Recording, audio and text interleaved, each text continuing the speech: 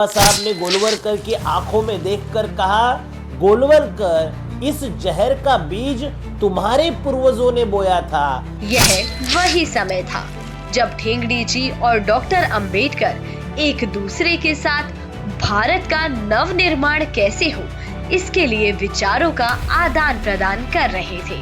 Doctor Ambedkar ने अपने जीवन के अंतिम दिनों में आरएसएस की ओर रुख किया।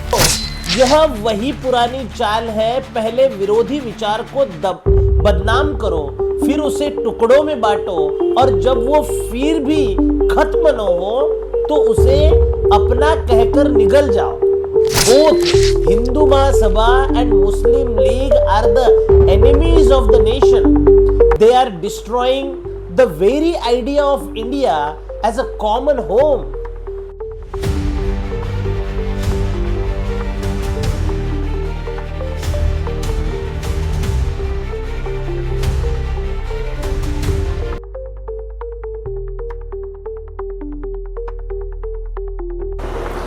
जय भीम, मैं अमित और आप देख रहे हैं बीपीएसए विचारधारा। यह चैनल उन आवाज़ों की प्रतिनिधि है जिन्हें इतिहास ने दबाने की कोशिश की। बुद्ध, फुले शाहू अम्बेडकर और उस विचारधारा की जो ब्राह्मणवाद की जड़ तक सवाल उठाता है। आज हम एक ऐसे झूठ की पोल खोल करेंगे जो 100 साल से देश के विचारों को जकड़े हुए है।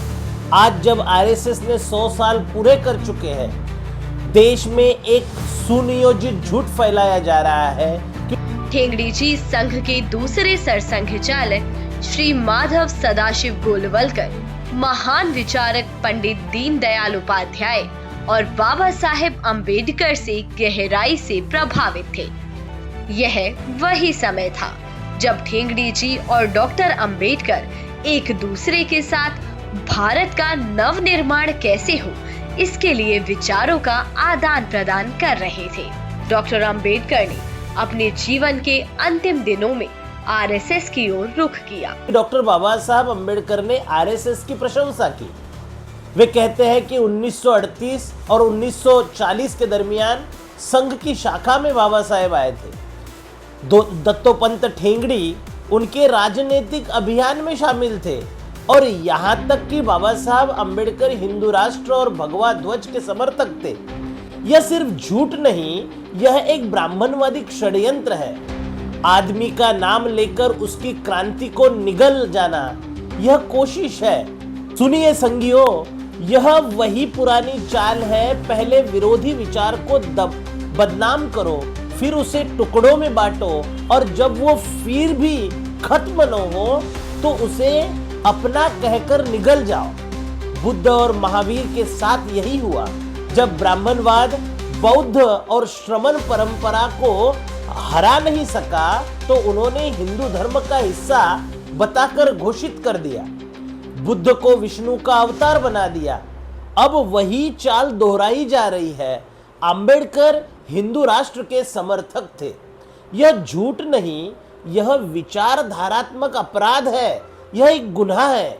आइए पहला दावा देखते हैं। क्या बाबा साहब अम्बेडकर ने कभी आरएसएस की प्रशंसा की? उत्तर है नहीं।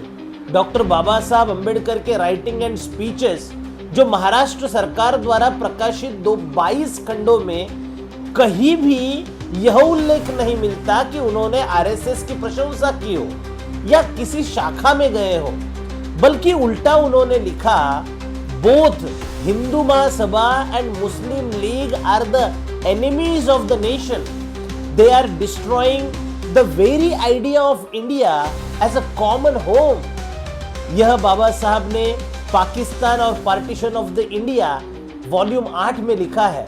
ये संघियों, जिस व्यक्ति ने हिंदू राज को लोकतंत्र के लिए सबसे बड़ा खतरा बताया है, वो आदमी स्वीकार कैसे करे कि आरएसएस की शाखा में गए थे? आप दूसरा दावा करते हो कि डॉक्टर बाबा साहब अम्बेडकर ने 2 जनवरी 1940 को कराड़ की शाखा में भेंट की। यह दावा सबसे पहले संघ से जुड़े अखबारों में फैलाया गया, लेकिन ऐतिहासिक दृष्टि से यह शून्य प्रमाणित होता है। बाबा साहब के प्रकाशित भाषण, डायरी और सरकारी रिकॉर्ड में इसका कोई उल्लेख नहीं मिलता। कोई समकालीन जीवनी, ना नानक चंद रत्तू, ना चांगदेव खैरमोड़े, ना शंकरानंद शास्त्री, कहीं भी इसका जिक्र नहीं मिलता। यह एक स्थानीय क्लिपिंग और बाद की मौखिक कहानियों के आधार पर फैब्रिकेट किया हुआ है। इतिहास मौखिक अफवाहों पर नहीं, प्रमाणों पर लिखा जाता है। अब तीसरी बात और सबसे बड़ा झूठ, दत्तोपंत ठेंगड़ी डॉक्टर बाबा साहब अंबेडकर के चुनाव एजेंट थे। यह दावा पूर्णतः झूठा, मनगढ़ंत और संघ प्रेरित मिथक है। अप्रैल 1954 में भंडारा लोकसभा निर्वाचन क्षेत्र के उपचुनाव में डॉक्टर अंबेडकर ने श्री गुरुजी गोलवलकर की स्वीकृति के बाद आरएसएस प्रचारक ठेंगड़ी जी को अपना चुनाव संयोजक चुना।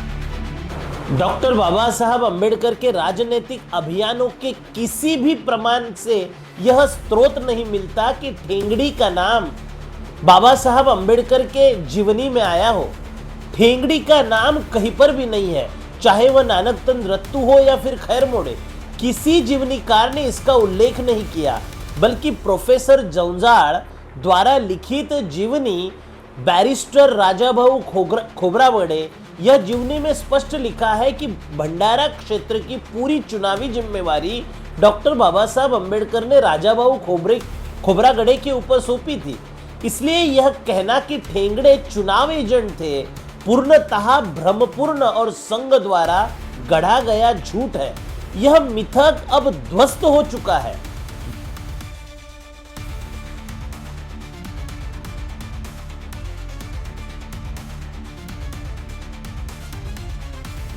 गांधी जी की हत्या के बाद जब महाराष्ट्र में ब्राह्मण विरोधी हिंसा फैली, तब संघ प्रमुख गोलवलकर खुद बाबा साहब को मिलने गए।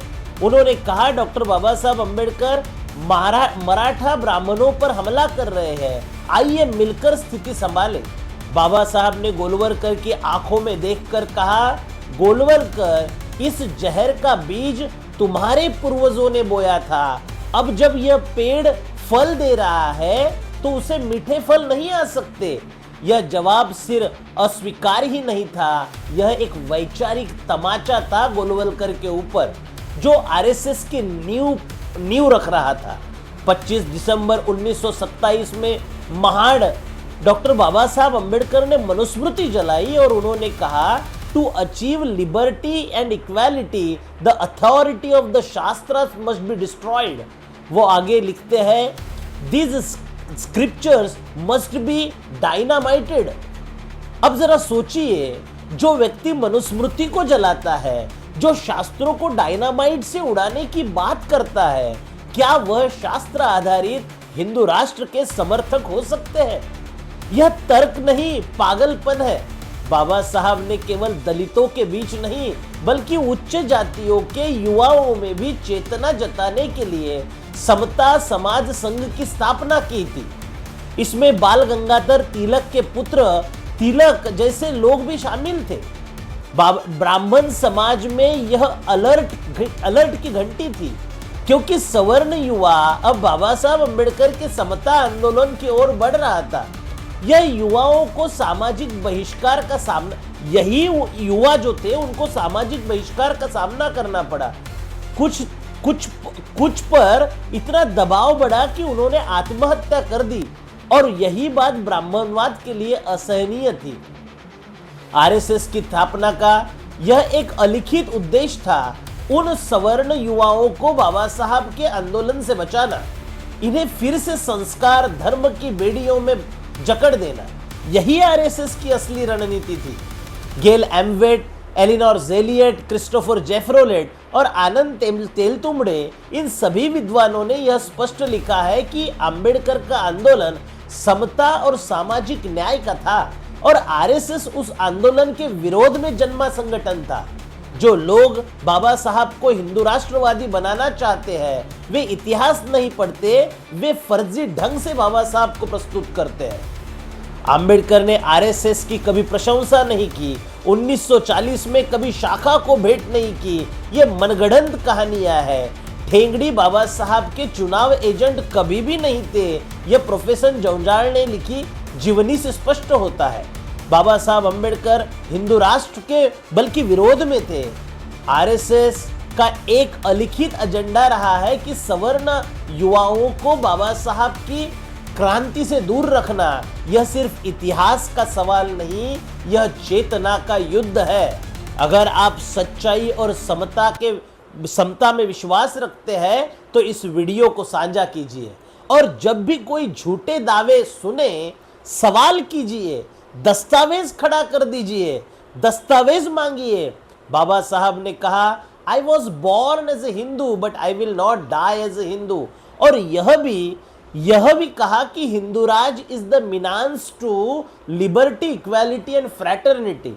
संघ के झूठ टिकेंगे नहीं, क्योंकि बाबा साहब अंबेडकर का विचार एक तूफान है जो हर छल, हर झूठ, हर ब्राह्मणवादी भ्रम को बहा कर ले जाएगा।